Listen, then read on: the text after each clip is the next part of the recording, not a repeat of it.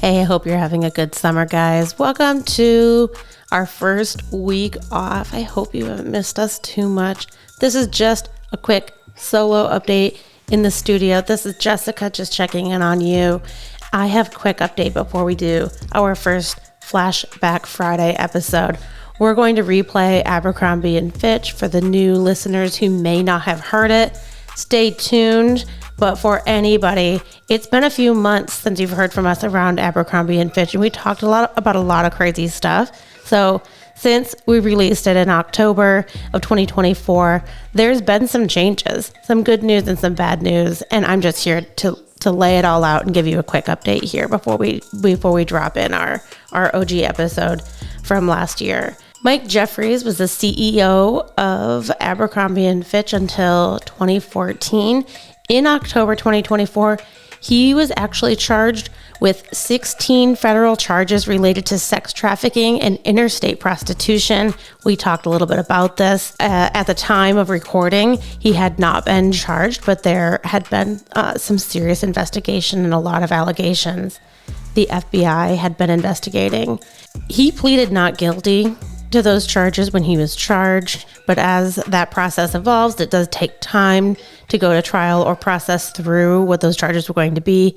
And on May 2nd, Jeffries was ruled mentally incompetent to stand trial. He was hospitalized for months for the diagnosis.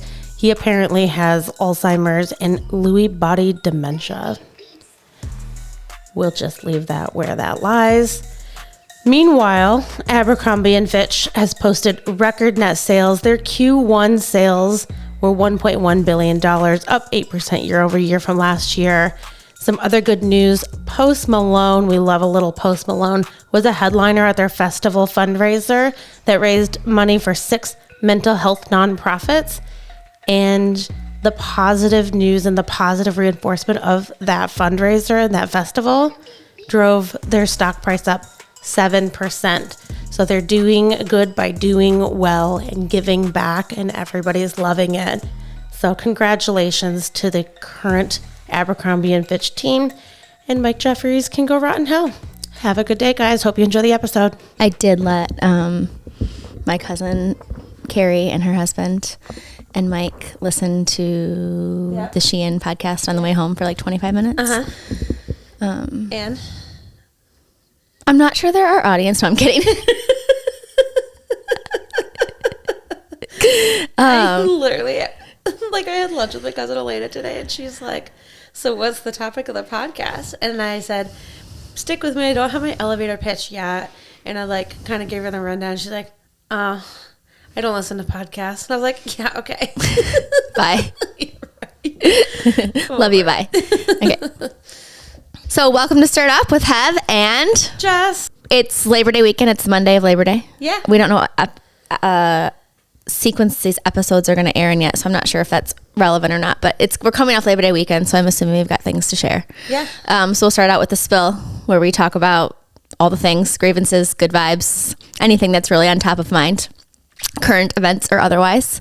And then we'll get into the real tea, where we talk business shop talk today. You're gonna say business shit? Business shit. That is also, if you've been in business a long time, that's exactly how it all just blends together. We're gonna talk about Abercrombie and Fitch today, and then we'll wrap it up with are we clinking to this brand, or is it last call for Hev and or Jess? We'll see where we land on it. Yeah, I'm excited. This one I've been ready for. Right, you feel like personally this is our most juicy topic. Like you feel like the Abercrombie is a good topic. Totally juicy.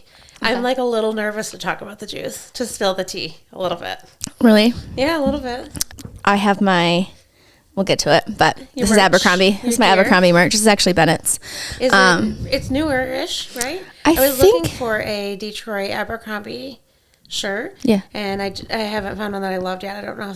They're not yet aware that Detroit's going to win the Super Bowl. Next year, when Detroit wins the Super Bowl after this season, they'll be more on board. But we're a little under radar for their brand, I think. Well, I got this last Christmas. I know. I love it. When we were W'ing. So the new one. That even a thing? Do you W or you just get the W? They didn't have a lot of good options. Right. The girls' options were garbage, to be honest. Really? Yeah, but that's okay. That's okay. We can table that. That was my grievance. My one grievance. Jess already has a grievance for 2 minutes, and I love that. Fired up. Okay, Labor Day weekend. What'd you guys do? What'd the fam do? Well, we really didn't do much. We stayed home. But I found myself in a little bit of a... I have a story to tell you. And I need you to tell me if I'm like a bad mom. I need to call like the toxin control. Oh, boy. Like, so I think that toothbrushing endeavors, like getting your kids to brush their teeth, 2 and 4-year-old kids to brush their teeth, is like... They're going to follow it anyway. Hardest. Sorry. Yeah, that's how I feel. Those teeth, they're going to lose them. So, like, thank God. It is the hardest parenting task that I have to do is like getting these kids to brush their teeth. So Clay's a little bit better. If he sees me doing it, he wants to brush his teeth. So I'm like brushing my teeth. He's going through the drawer to get toothpaste out, but he's gone through like multiple drawers. So I'm not really paying attention because I'm busy. And he gets out this little tube, and I keep the travel size toothpaste in there as well. He asked me to load it up. I'm like kind of busy, but I load up his toothpaste, and he goes, "This is yucky. This is yucky." Oh no. An hour later, Matt comes by and he says, "Why do you have the athlete's foot cream out?" Which I have never used. He uses it occasionally. For sure. And I said, "I don't know. I thought maybe you had itchy foot. Like, I wondered why it was out too." And then I realized that's exactly where I had set down Clay's toothpaste. He brushed his teeth with athlete's What did he say to you when he put it in? "Mom, that's yucky." Did you Google it? What did they say? I mean, he probably didn't puke or anything. No, I just came here and... We moved on. Mike's mom called poison control for Mike's brother twice in one day, I think, when he was little. Oh my God, which brother? Tyler. Oh. It's like busybody. Always into something. So good for Clay. So does that, he won't do that twice, will he? He seems fine. It's what we call free range parenting. Yeah, it's a little bit wild. So yeah, that's how my parenting weekend was going. Did the kids have fun at home? Did anybody come over? Today we just went to visit my dad for a little bit. That was fun. Clay fell in the river. It is what it is. It was fine. He was covered in mud, and my dad likes to give him suckers. And so they were covered in sticky suckers, but they love that. Oh, yeah. Had some mini beer shots. Tommy likes to give the little kids suckers, too, my dad. He actually carries Dum-Dums in his pockets and hands them out. And I'm like, Daddy, if people don't know you. Dum-Dums would be better because they're smaller. My dad likes the big ones. They take all afternoon. Yeah, they're stuck in your hair. Yeah. Some hair, some sucker, some hair, some sucker. Stuck in Peyton's hair. Yeah. Yep, Clay had it everywhere. He'd just open his mouth and like sticky drool would just ooze down. It's so gross. But my dad loves it. Whatever. He texted me and said that was so fun. He did? Yeah. Oh. He said the kids loved it. He said so did I. Oh. I know, so sweet. They're getting to the age where you can perhaps, okay, Peyton, like, would you let him, I'm going to guess, like, will you let him watch her? Yeah. No. He needs a hip replacement, and I don't think he can really, like, easily pick up. So, like, you need someone who can haul your kid from point A to point B if they're, like, falling in the river or something, a little more nimble. Yeah. But I know that he would at least, like, he wouldn't just, like, let them roam freely and go play. Would they come back? Would they be in one piece when you got back? I don't know. I don't know. Maybe not not an option. It would be. What's the age? What? When they can go to Papa's house without Mama? I have not ever thought about it. It would because I don't know my kids until I don't know how they will be. Yeah. So if she's like honestly, for Peyton, it could be right now. Right. But not for Clay because also he's wild. Today we went downtown, and thankfully the downtown streets are closed off for like the commons. Yeah, I love that. Like me too. But we were starting to walk towards where the parking lot was, where the vehicles are, and I'm trying to get Clay to come towards me and like not play in the streets anymore. And he gives me the look, and we are already like 20 feet away from one another at this point. And he just stops, and I know if I take one step forward, he's gonna run away. He's gonna book it. So we are both clocking each other. Like, zero trust in Clay whatsoever. Peyton, she wouldn't go anywhere. Easy, hard in different ways, but she would never do that. Just a runaway man. Yeah. like immediately My Reeve was that way. his face. Bennett would never do that to me, but my Reeve, yeah. He's actually good fishing at the river right now. Reeve is. He's 14. And I'm like, oh, dear God. Oh, my gosh. I went to my parents' lake house with my cousin, Carrie, and her family. Well, Chloe wasn't there. Her oldest wasn't there. She's at her first weekend at Grand Valley this year. So I think a lot of the kids didn't come home because they've literally only been there for a week. Yeah. You know what I mean? So, and then Liv didn't come. She went to Torch Lake with her good friend. And so it was Reeve and Bennett, my 2 kids, and Mike, and then my cousin Carrie and her husband Brian, and their kiddo, and then we had some other teenagers join the jet ski. They did lots of jet skis. Yep. Lots of jet skiing, fishing, bonfiring, BB gun shooting. Oh my God. Garage sailing. Praying. It was almost noon every day we woke up, the adults, not the high schoolers and the middle schoolers. I tried generally to wait till noon. Because I only have like 6 or 7 hours in me. So I went to bed at, I'm not kidding you, both nights 7:30. Like I listened to a little bit of Michigan football like on Saturday, and last night I think the USC game was on. I don't know. So I kind of listened to it from my bed. But no, I don't have any more than 7 hours in me. So if I start drinking at 11, I'm going to go to bed at 5. Yeah, understandable. But I am ready to rock at 7:30 in the morning. Like if I'm going to be honest, like at the lake, like I could start. Maybe that is what you should do, and then take a nap, and then. I have a hard time recovering from naps. Yeah, I understand that. You know what I mean? Yeah. I do. Hard time recovering. I thought a lot about the podcast as well. Okay. And then I listened to the second recording, whatever episode that will be. Yeah. I've learned that you and I can take a G off the end of any word together. What does that mean? Thinking, going, coming. Oh, that's so funny. I'm like, if that doesn't articulate. Like the Midwest. Whatever we come from. And I also talk fast at times. I've had to work hard at that my whole life, like in a professional setting. Same. Really trying to slow down and articulate myself. Yeah. But then I think a lot of my friends who listen to podcasts, they, myself included, I listen to a podcast at 1.5. Yeah, I don't. I have a lot of friends who do it at 2. Yeah. Oh my God. It starts to sound funny. Yeah, I don't necessarily know if it's good for your brain either to like listen. I don't know. Maybe it's better. You're getting more information faster, efficient. Listen, some people talk so slow I cannot handle it. I just want to finish their sentence for that. So I did notice that. So that was funny. And I also wonder, okay, when I get really into what I'm speaking about in a professional setting, do I say setting or do I say professional setting? Setting. Like how? Well, here we can do that. Anyways, also, I also noticed, which I know you probably wouldn't notice, but maybe you did notice, it is killing me that this carpet in here is in the frame and it does not match. I meant to the branding. I meant to crop the side of it anyways. We'll see what we can do. That's I'm dying. So I'm literally dying inside. I'm like, no, this was way because if you could actually see, we have a soft, lush cream rug that matches the brand color. So it'll matter.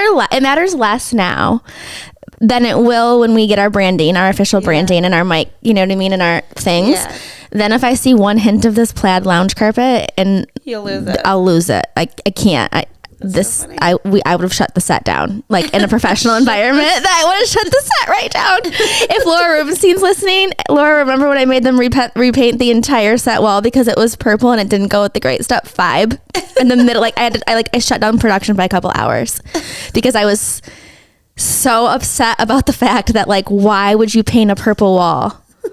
And then put Great Stuff primary color. You know what I'm saying? Yeah, we don't have a purple phone. Yeah. But yeah, that bothered me. Outside of that, for episode 2, I was pretty proud of us. Yeah, me too. I mean, 100% better than our first you think? Recording. You do think so? I think it was so good. Okay. I was really happy. Okay. I really like learning about all of this stuff, but I realize that I'm not an expert by any means. Maybe after 100 episodes of talking about different brands, that I've had to be an expert in the past on industries, markets, products to be able to present them. Do you feel like you should more? Are you feeling like it's okay to continue just to presenting them and know what we know and talk about them? Okay, good. I do. Okay. I think I just had to reset my expectations. Oh, okay. You know? Mm-hmm.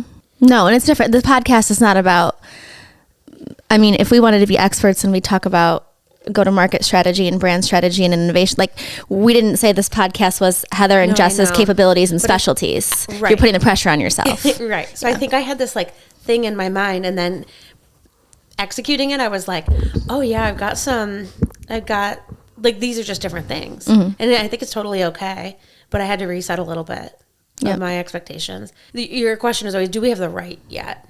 And we won't until we do it. So we have to just do it. Fair enough. So it's like current state and future state, what I am and what I want to be. And at least there's a trajectory there. And that's really exciting. But I had to like humble myself, I guess. In this instance, the strategy is just doing. Yeah. To get from is to future. Kind of.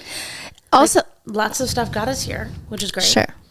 But to be what I think this can be, it'll still take some experience. Should we talk about Abercrombie? Are you ready? I think I'm ready. And how this got brought up is there is a song on TikTok that we will put, however Jess says it's most appropriate to put it, in the comments, and a link on the screen. We'll tag her. But there was there's a young woman on TikTok who is a musician and a writer.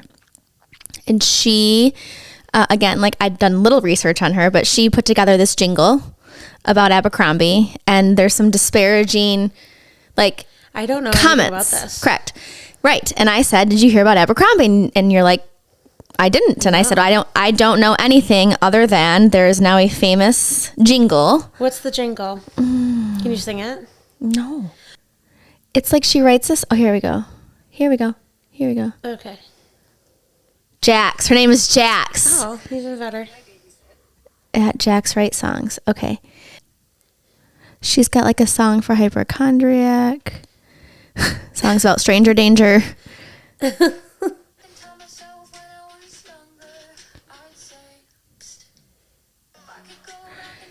Taylor Swift is actually, that's her lyrics. So let me see if I can find it. Oh, really? Victoria's Secret. Oh, I know the Victoria's Secret song. So it wasn't Abercrombie. Yeah, listen though. She talks about Abercrombie, doesn't she? I wish somebody would have told me when I was younger that all bodies aren't the same. But I'm sure I do know this one. models on magazine covers told me I was overweight. I stopped eating. What a bummer. Can't have carbs at a hot girl summer. If I could go back and tell myself when I was younger, I'd say, I know Victoria's Secret. So the fact that I actually thought that that it was Abercrombie. No wonder you had no idea what I was talking about. It wasn't. It's Victoria's Secret. Yeah, Victoria's Secret. Alas, we're going to talk about Abercrombie. So there is a connection there, though. The Correct. company called The Limited owned Abercrombie and Fitch and Victoria's Secret. Makes sense. At one time. He's an old man who lives in a mansion. Yeah. And he's gross. So the guy who... Was he an Epstein gross? Allegedly, possibly Epstein connections, yes. Yeah. Allegedly. I'm going to say that a lot. Allegedly. We're not trying to get sued on legal episode 3. counsel yet. Right. So I don't know. All I know is that I'm just going to be saying allegedly a lot. Okay, so are you ready for the real tea? I'm ready for the real tea. Abercrombie. Real tea Abercrombie. Love how that sounds. Okay, good. I like it. Okay. What do you remember about Abercrombie? As a kid? Yeah, like what does it just like trigger in your memory bank? Teeny tiny little jeans that I remember being devastated I couldn't wear anymore at 23 when I had done it after, right? Because they were so low, they like sat right on top of the muff. The muff. Do you know what I mean? Yeah, I know. Or like where that would be. Mine, yeah. I remember the smell. I remember the music. Me too. I remember like they just sort of created a beautiful young people picture perfect summer lifestyle, or any lifestyle. Yeah. Fair enough. Totally. I remember the smell. I recently actually tried to buy like a men's fragrance sample set looking for the smell, and it wasn't. Like, I don't think they sell it anymore. I don't know. Yeah. It was always so dark in there. Loud music. Yeah, so loud. Mike Jeffries. We're going to talk a lot about him, but I'm going to table it for a sec. His whole strategy was just like cool, beautiful people, and they never really had to have talent. Customer service wasn't really a priority. Oh, the workers. Yeah, the workers. staff at all the stores. And he was like considered to be a creative genius, but like insane and a micromanager and not great to work with. They certainly had And discriminatory. They had discriminatory practices there. If you were a minority, you could basically like clean. You couldn't be front store staff. Yeah. For how many years? And in what year? Well, I'll have to go back to the. Okay, that's fine. I know you have so many notes. I have other crazy facts that I think are just so interesting. So we kind of have to even go back. So he started in 1992 or 1993 and was into. I think he was done in 2013 was when Mike Jeffries was done. So like quite a long reigning era that made them who they are today. But they were actually, Abercrombie and Fitch was created in 1873. If I'm getting it, 1892. I made that first number up. They started in 1892 as like an outfitters. So a guy in New York City, David Abercrombie, and a wealthy lawyer, Ezra Fitch, and a real estate developer, became business partners, started this store, and it was like Theodore Roosevelt would get his safari gear from Abercrombie, which is like remnants of that moose, the moose. Oh, and they used to be behind every register, or is it still their logo? Is it still their logo today or no? Yeah, I do think so. Interesting. I still think it's a big part of the identity. So it started with that. It was like an outfitters for sports gear and like expensive. They had fishing rods, expensive shotguns. So here's my first fact that I just think is like the craziest thing. Ernest Hemingway. Sure. Do you know how he died? I do, I think. He shot himself. That's right. With a gun that he bought at Abercrombie and Fitch. No way! Yeah.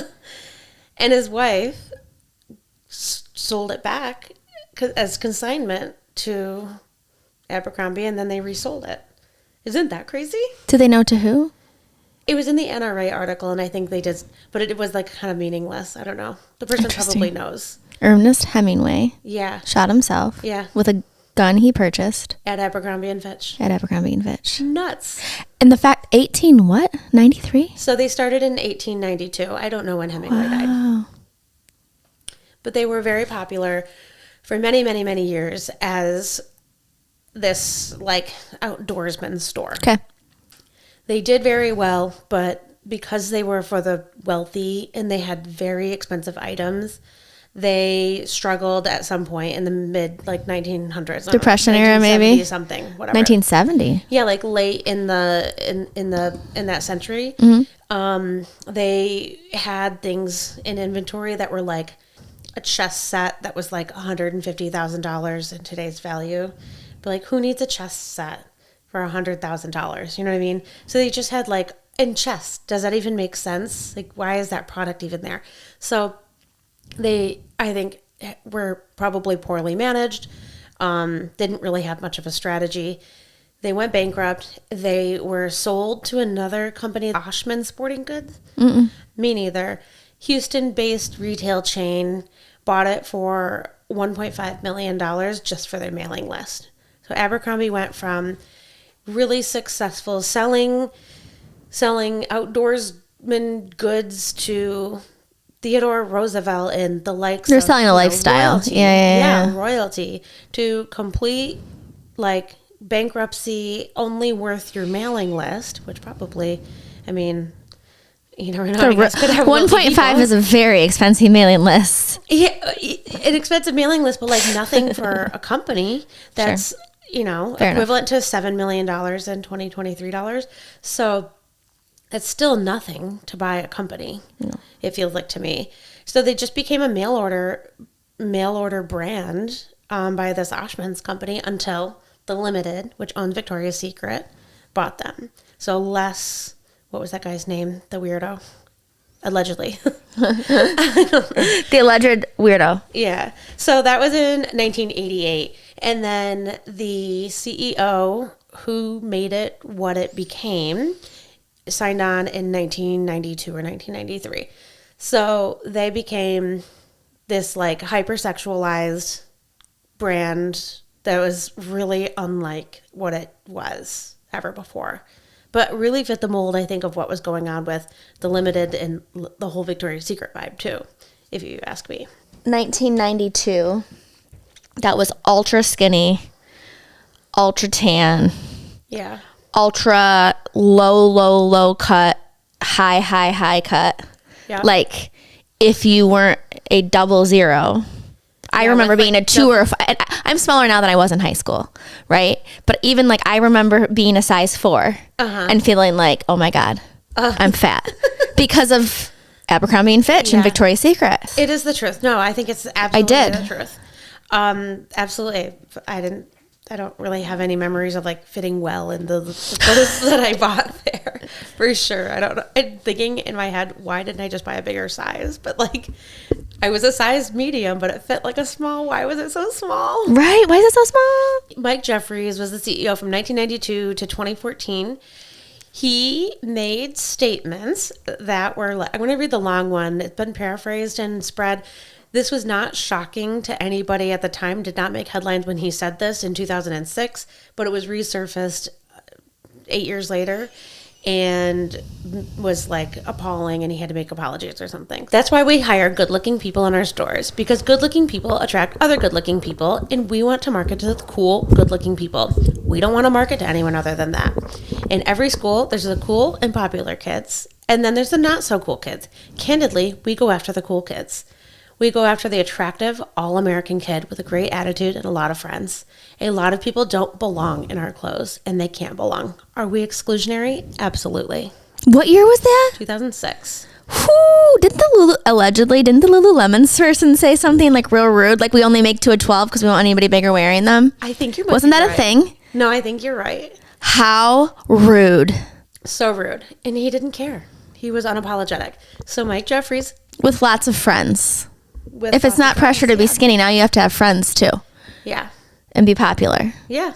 But that's like totally all American. What he wanted to create. So all American to him also totally very much meant like white, Eastern looking. Even like, blonde hair, blue eyes was huge. Yep. And he was too. He was. Mm-hmm. Shocking. Yep. Can't believe it. So he had some interesting tendencies that I started to get into. There's a Netflix documentary that kind of goes into just his weird quirks. So I want to watch that. We're going to have to put that in the comments too.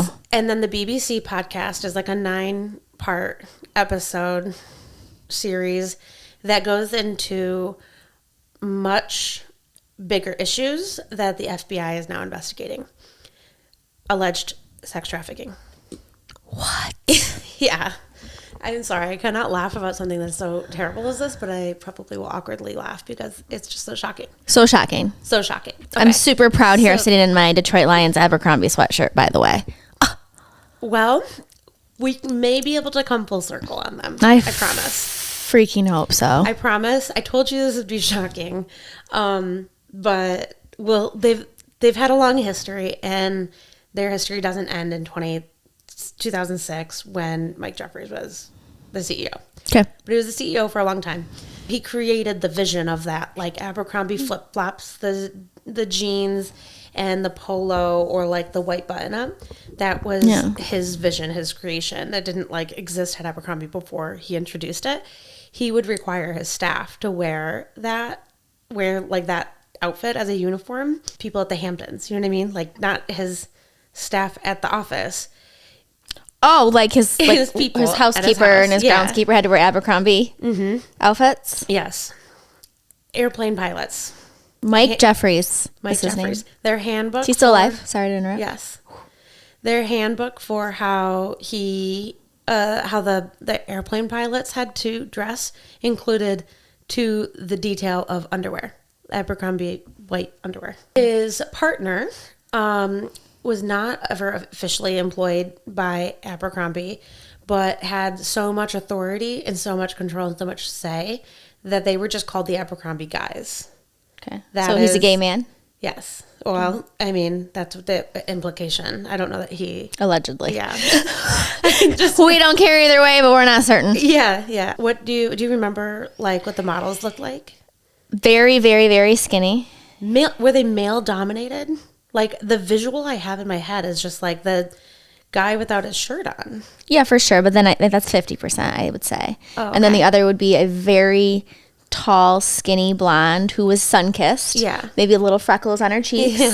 And hip bones. Yeah, always the hip bones. Like And sunken shoulder in. bones. And yeah, that's what I remember. Yeah. They would have recruiters go throughout, like, Nebraska, the Midwest. They would go in bars, and then they would, like, contact, like, they would, buy a drink, reach Like out. Girls Gone Wild for But guys, Abercrombie for medals? guys. Oh, for That's guys. how they like, recruited, like, high school football stars.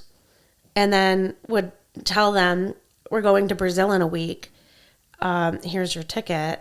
Pay them, for their time. But, like, these are never aspiring models. Give them some free clothes. And say, here, do what you would normally do. So they'd, like, toss around a football or, like, do pull-ups. A lot of action. Yeah, like pull-ups on a tree in the jungle. Like, weird stuff, the way that it was described. Pull-ups like, on a tree in the jungle. if the bus pulled up and I was at the bar and they're like, we're going to need you to come to a photo shoot and do pull-ups on a tree in the jungle. But they didn't tell them what to do. They were just like, what would you normally be doing? And then, of course, they are there to be seen, right? So they're like, okay, I'll just, start doing whatever, like, weird stuff. That's just how it organically came Do you out. think they only recruited the boys out of bars? Why wouldn't they recruit the girls at the same time? That was never part of the story. So the recruiting piece is important because he would do the same thing with one recruiter in particular. He would have them find men, young 20s, who he would allegedly have them find men in their this, like, similar type of demographic, and would ask them to come to, he would fly them out to his properties, either in the Hamptons or New York, but international Epstein trips as well. Island, allegedly. For ultra clarity, nothing Epstein related came up in the BBC thing, Really? but the practices are similar. He would have them sign an NDA. He would take away their passports and their phones when they traveled internationally. So they were allegedly held hostage.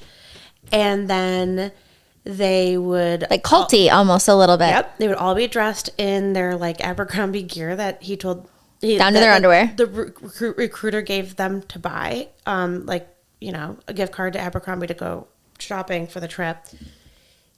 One of the guys was like, I thought it just must have been his kink. Like, this is just, he likes to see people in all of his clothes and walking around him like that.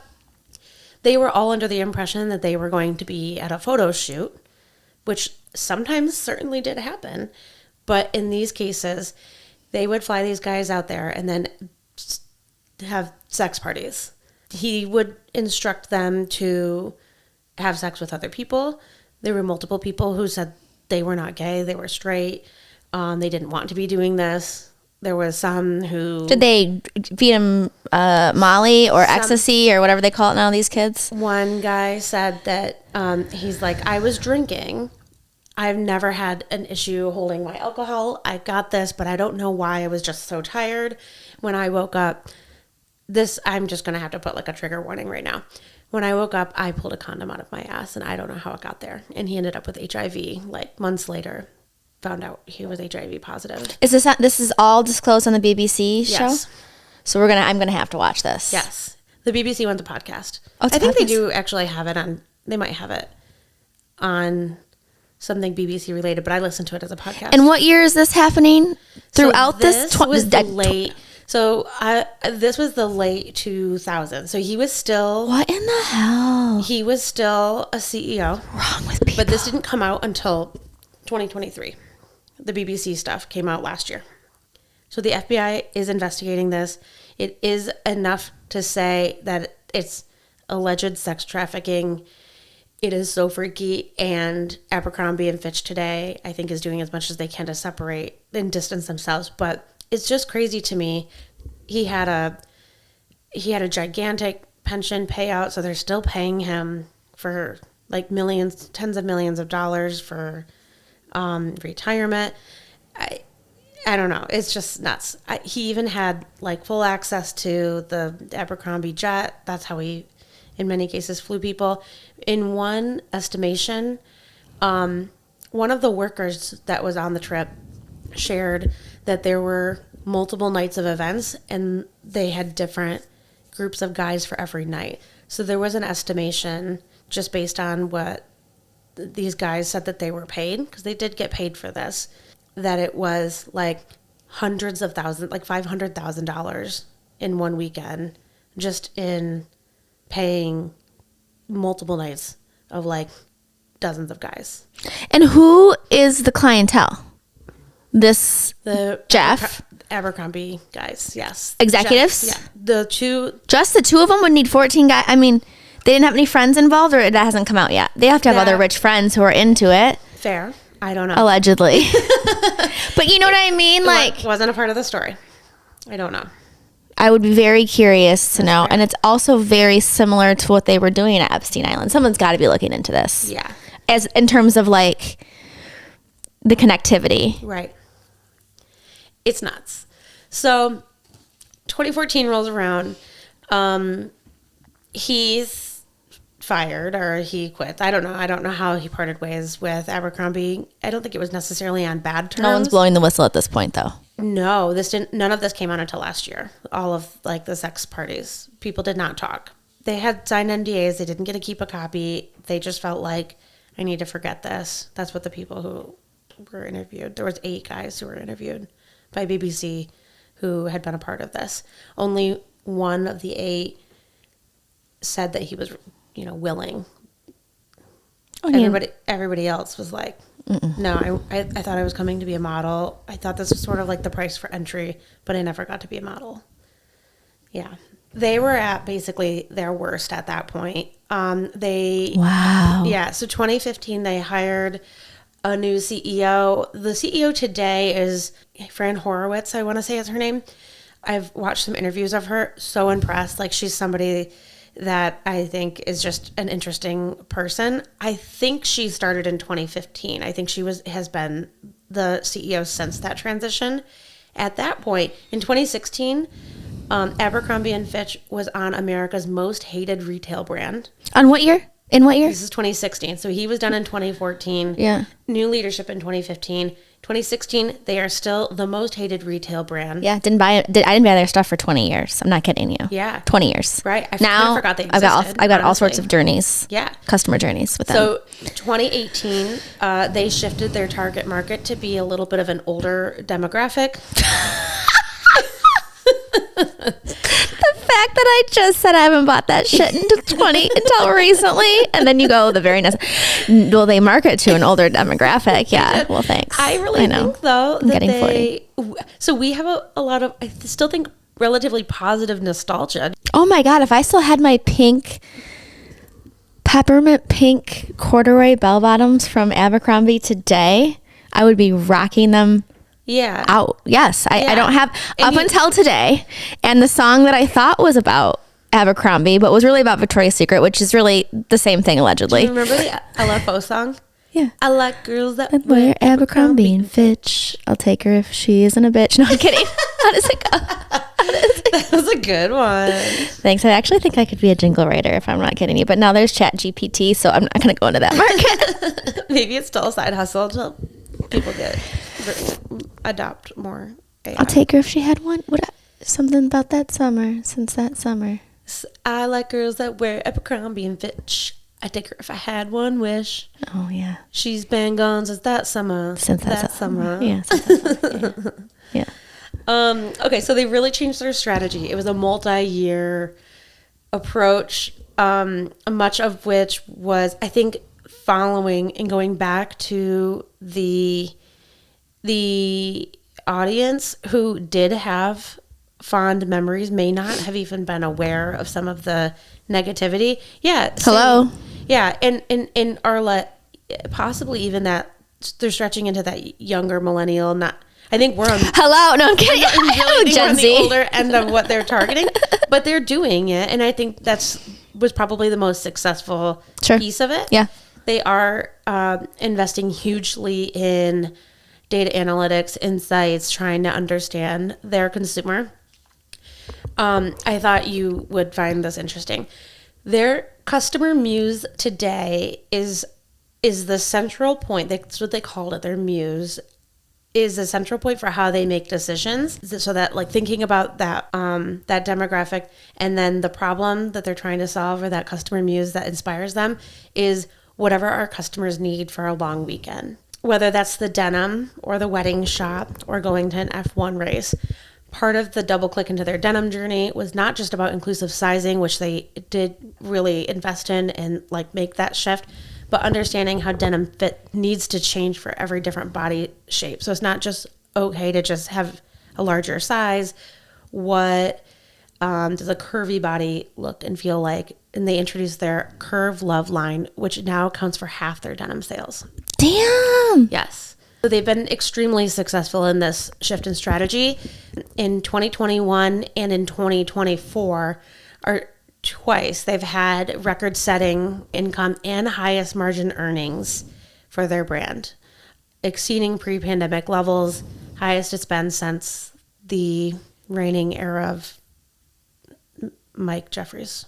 So I will tell you, I became an Abercrombie customer again because I have a daughter who's blonde haired and blue eyes and is built like a teeny tiny little 12-year-old Abercrombie model. And so I put a thing out on Facebook because I was having a really hard time finding her tight black leggings. Oh yeah. I couldn't find them anywhere. And they used to have, Lululemon used to have a little girls line, and they don't anymore. They went away with it. And Athleta leggings, so I started buying her Athleta leggings. And they fit her great, but I started to become an Abercrombie customer because everyone said who had little teeny little peanut skinny tiny little things, try Abercrombie. And they're like soft, like the Target brand. Yeah. They're not like an athleisure, like, do you know what I'm saying? Exercise material. Yeah. And they're $25 a pair. So then then you and I went in a brick and mortar store in Somerset last year. Yeah. And then I bought stuff for myself and Bennett. And I loved the experience. I loved the experience. The fitting rooms had different lights for different types of settings. Yes. Obsessed. And their clothes are adorable. And I got Bennett then I think my sister actually got Bennett this lion sweatshirt for Christmas.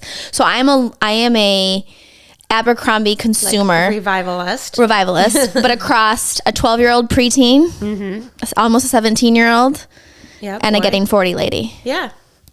That's hella good. That's hella good. That's really good. I'm the whole loop. Yes. Yeah.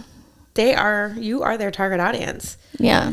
So, and by the way, their shorts are short, but not too short, right? Yeah. Not all of them, and not too short for what I would find appropriate for myself. Yeah. Now, maybe some people wouldn't think it would be appropriate for them, but I just feel like it's not like they're not denim underwear in some instances. Yeah. I'm sure in some instances you can still get denim underwear from Abercrombie. Great for that. People can. Great for them. Love all of you. Oh my daughter wears denim underwear. Yeah. The thigh rub to me would just be too much. We talked about that. I chafed for the first time. Did we talk about this? That you shaved? Chafed. Oh, chafed. I didn't know what it felt like. I thought I literally had like red ants crawling in my thighs, and it was from chafing. My pants got wet and I was walking, and that really hurts. Yeah, it does. I get it now. Yeah, and then like it can't touch each other. Oh, it was burning, and I'm like, I seriously thought I got bit by red ants, but it was just from chafing. Welcome to the club. I'm just like, They are for almost $5 billion brand. Nice. So who are they owned by? Are they still underneath the Limited umbrella? No. Ooh. So they did part ways. I don't remember. I don't even know if I looked it up, but they are an independent. Is company. Hollister related? So Hollister is about 50% of their sales. And is that supposed to be like the Gap versus Old Navy, like premium Abercrombie and more of a... They're not positioning it that way. They are positioning the lifestyle differently. So Hollister, and then they have one called... I don't know the price difference. Gilly Hicks. Gilly Hicks, as I think more, is a maybe Australian. It kind of gives an Australian vibe to me. I don't know where. I could be completely making that up. It sounds to me that I think they're still evolving with those distinct identities. I was listening to an interview by the CEO, and she was describing how they were still working to shape what those distinct identities are for those brands. My hypothesis, or the what I'm taking out of it, is that Hollister is supposed to be targeted towards a younger demographic, but it also remains very much like the Southern California surf beach, vibe. Okay. Abercrombie's intended, they're like brand muse right now is the long weekend. So it has a lot more diversity in the image that it's offering.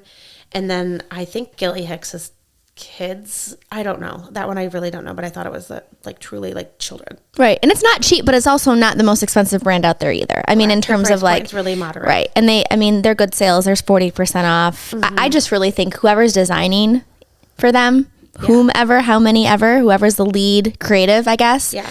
Mucho kudos. Agreed. I listened to a couple of interviews from one of the designers.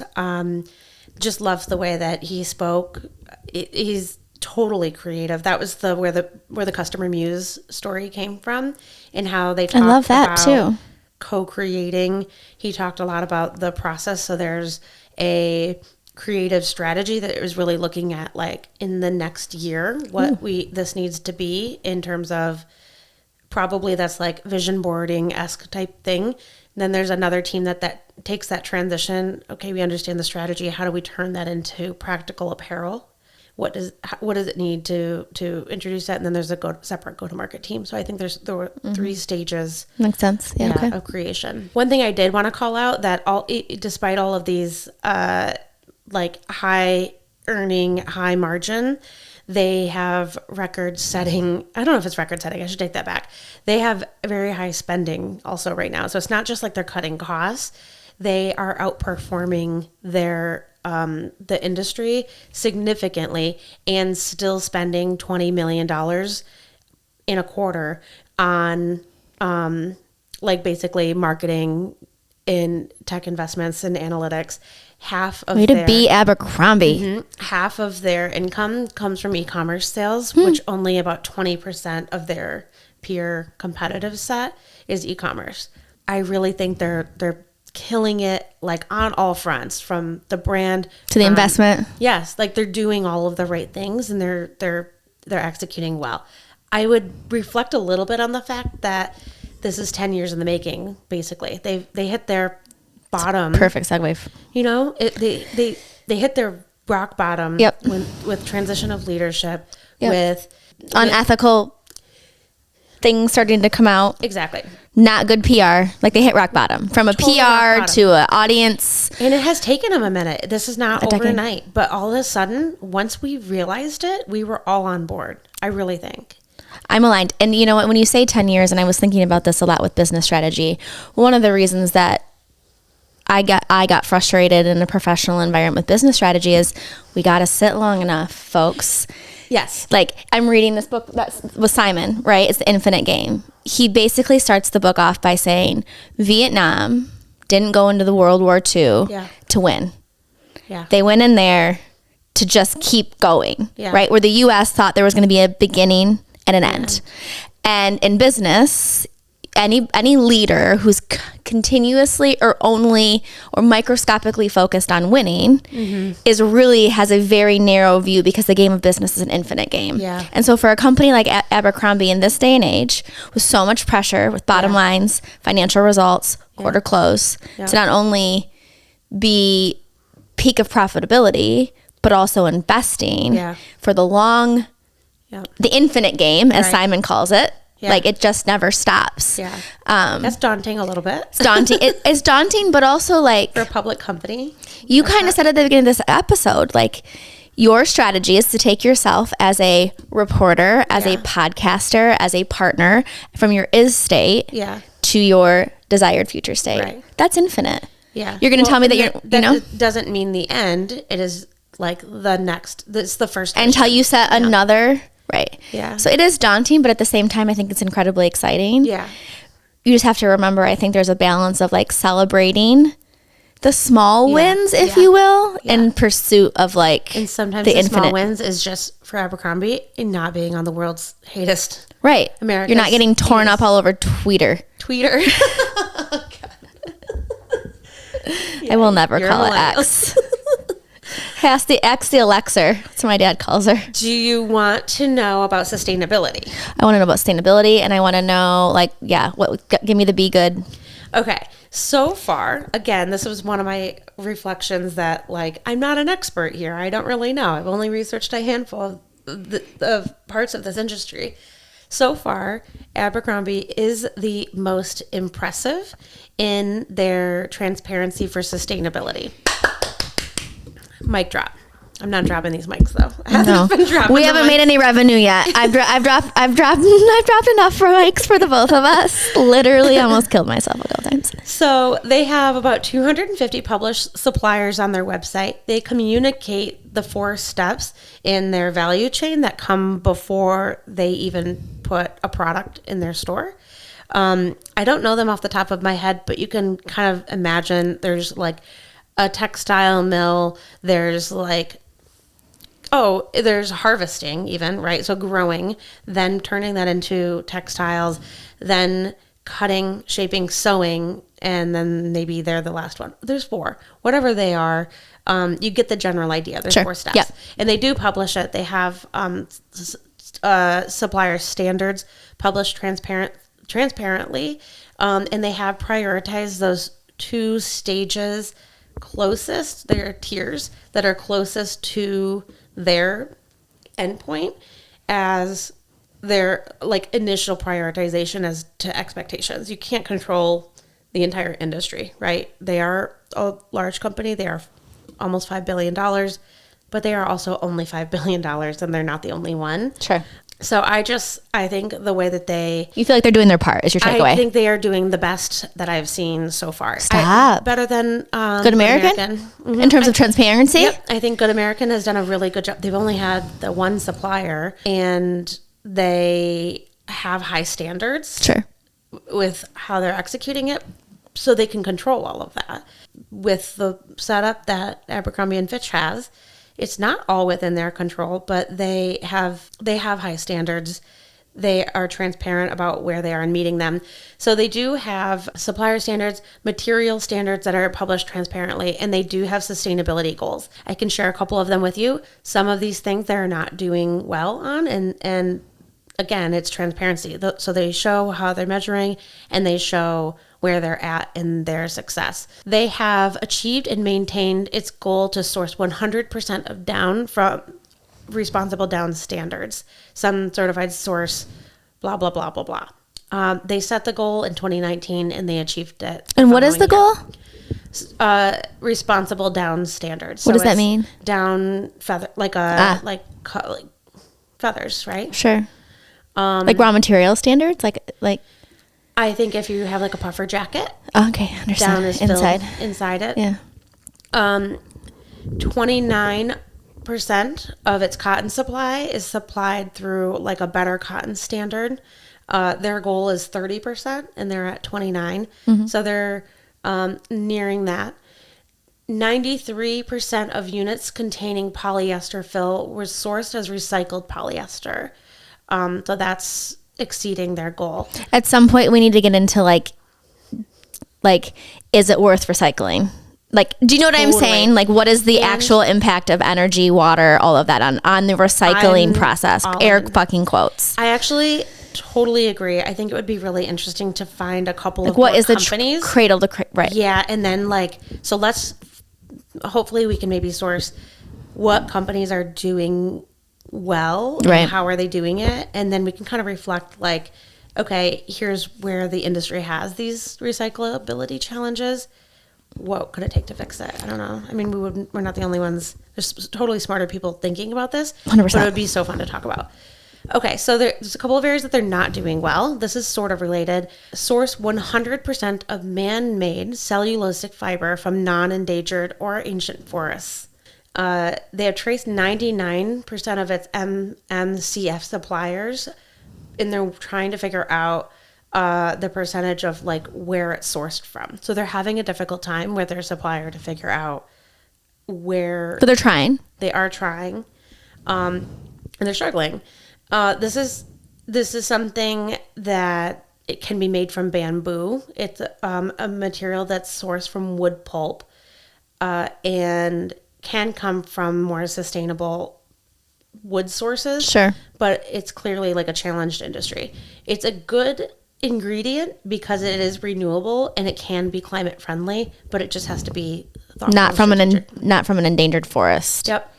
Here's another one. They have a goal to achieve 25% of units that contain So right now, only less than 5% of their units have at least 25% recycled polyester. And it's really because while it's widely available, we use polyester.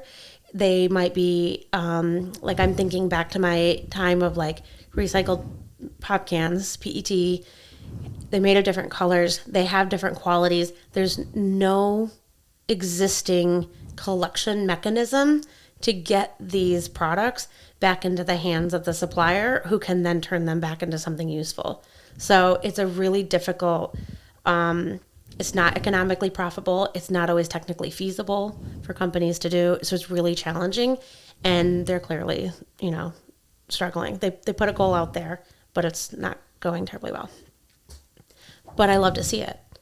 You like the goals. I love the goals. And their people, diversity amongst their leadership, diversity amongst their representation. I didn't look at leadership diversity. That would be an interesting We need to thing start including that. Yeah. Yeah, like a little bit of a checklist of Sure. what the standards are that we are looking for. I didn't even think to do that. I didn't either That's a until good that very moment. Nope, I think that's a good suggestion.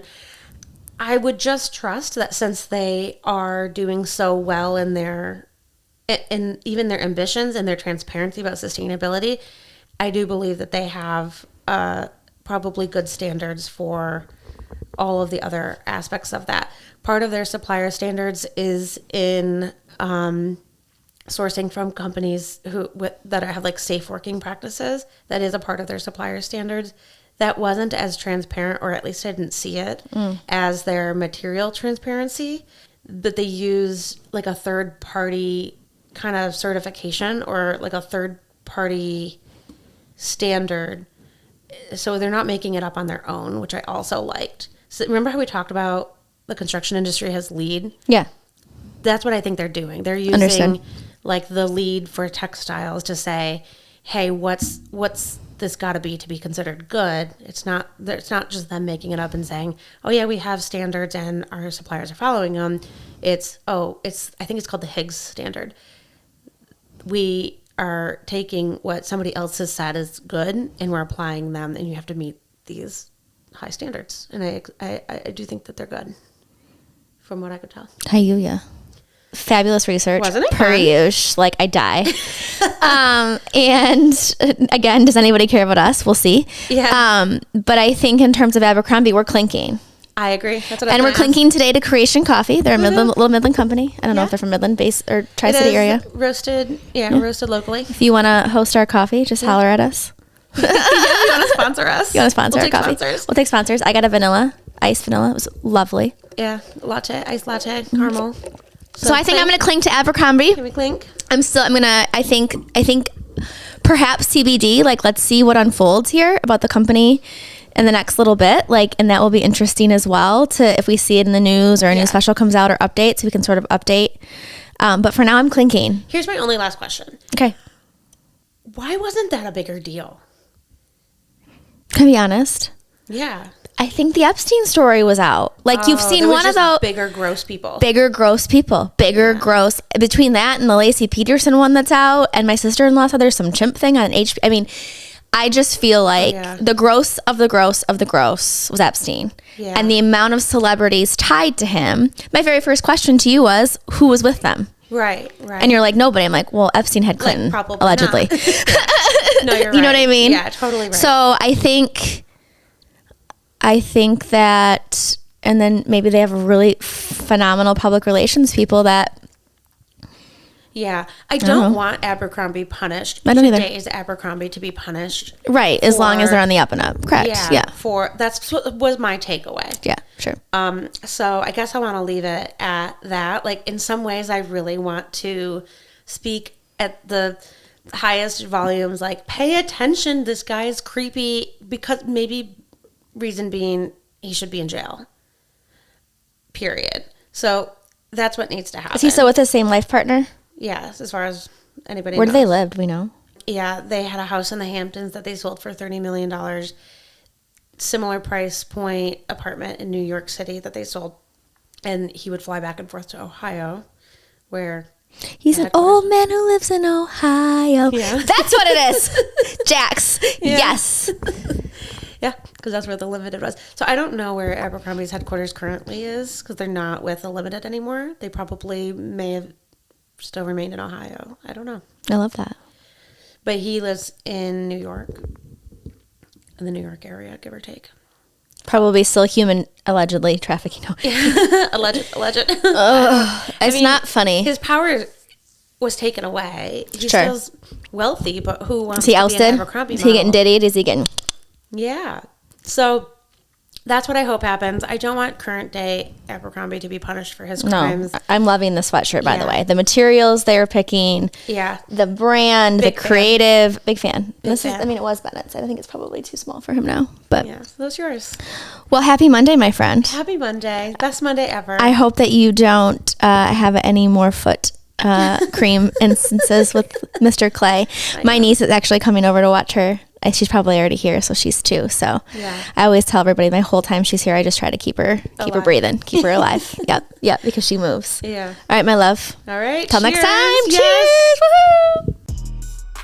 Thank you for listening to Stirred Up. If you like what you heard, please subscribe. Check us out on YouTube. Follow us on your podcast apps. Please send it to a friend. Leave a comment. Add a rating. Every little bit helps. We look forward to seeing you next week.